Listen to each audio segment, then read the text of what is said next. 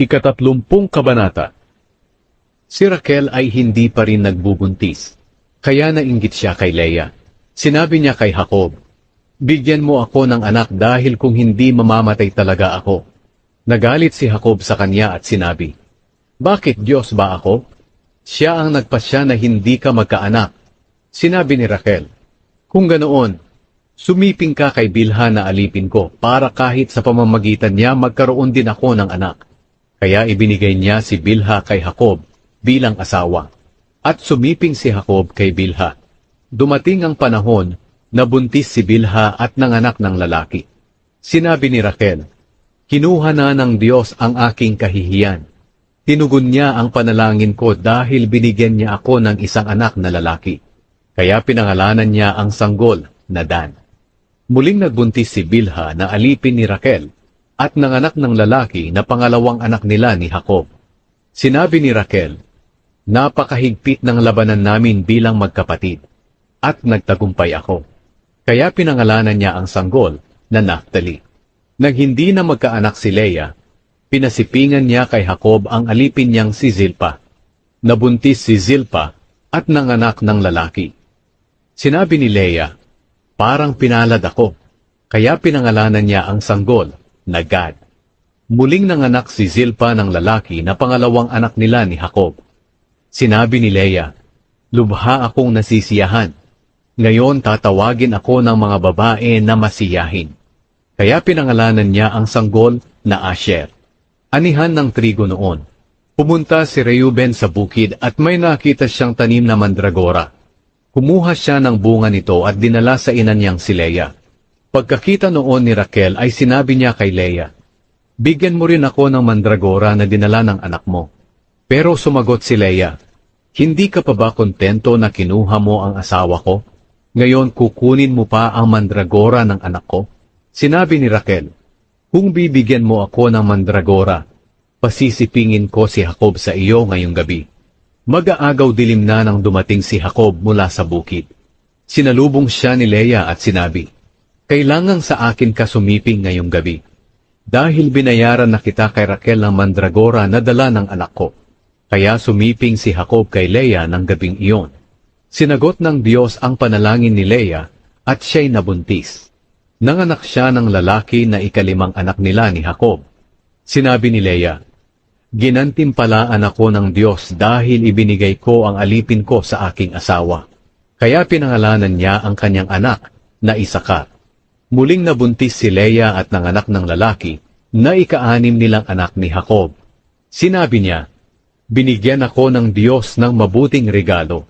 Pararangalan na ako nito ngayon ng asawa ko, dahil nabigyan ko na siya ng 6 na anak na puro lalaki."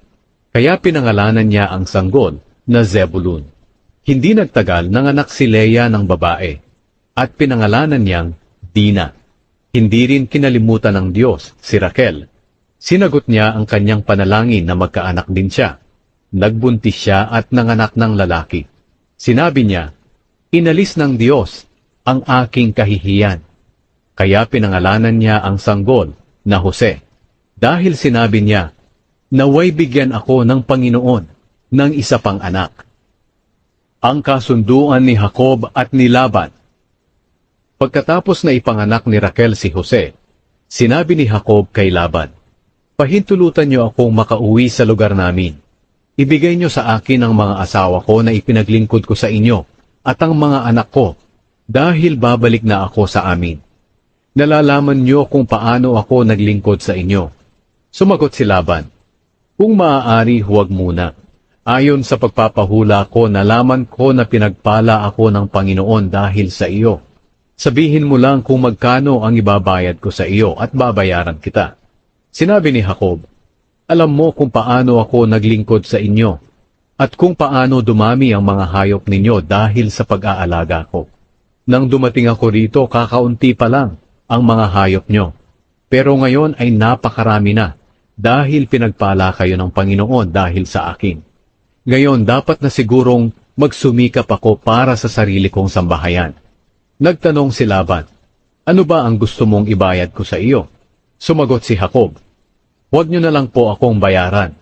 Ipagpapatuloy ko ang pag-aalaga sa mga hayop ninyo kung papayag kayo sa kondisyon ko.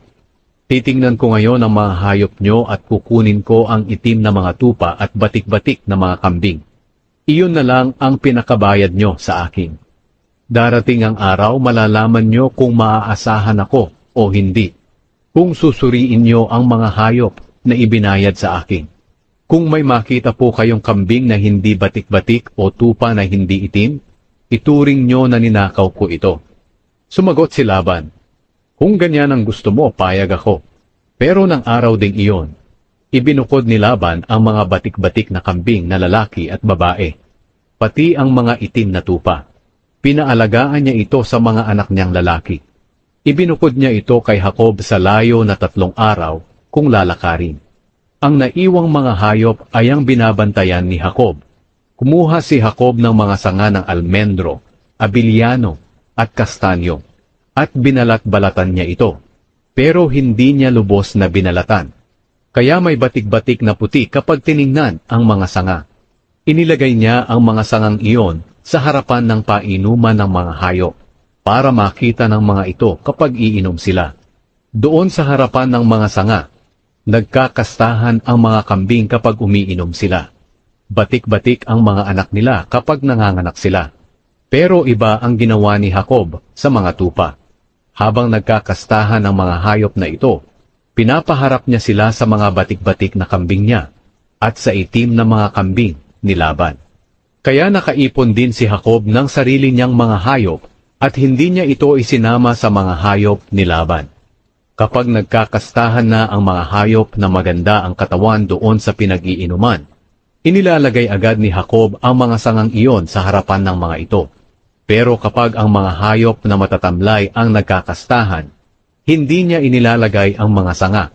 Kaya ang mga matatamlay ay kay Laban, at ang mga masisigla ang katawan ay kay Jacob. Sa ganitong paraan, labis na yumaman si Jacob.